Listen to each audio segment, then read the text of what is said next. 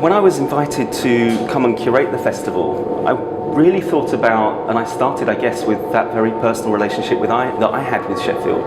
As I say, I was a student here in the mid-90s, and it was a very formative part of my life, as it always is when I think you're a student in a city. And coming back, I really felt like the Sheffield that I remembered and that I'd been carrying around with me in my imagination and my memory for 15 years, I was desperately trying to project back onto the city that I encountered. And of course some of those places were still there, places I'd lived, pubs, bars, clubs, but so much of it had changed. And that became a really interesting starting point for me, because I started to think a lot about the way that cities, all cities, but Sheffield is a good example of that, shifts in terms of not just the architecture and the way that buildings are built, knocked down, taken over, re-inhabited, reused, but also the way that communities form around those places, and the way that communities actually produce the city as much as the buildings themselves, and produce, and kind of all of us, I think, project our desires onto the places that we live and what we want those to be.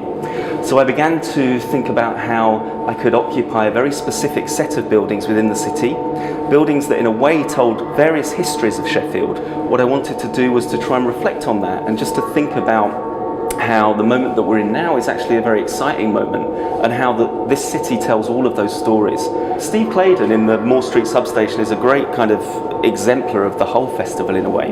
So this is a building that was built to service the industry and the extraordinary demand for energy that the steel industry required.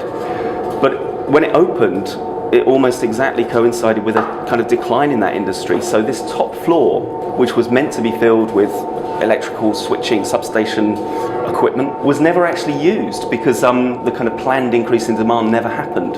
So already the building kind of tells something of those kind of political and material histories, I guess. And so what I did was I invited him to come and to inhabit this building and to make something that was very particular and very specific to this place. And I think that's what he's done in the installation.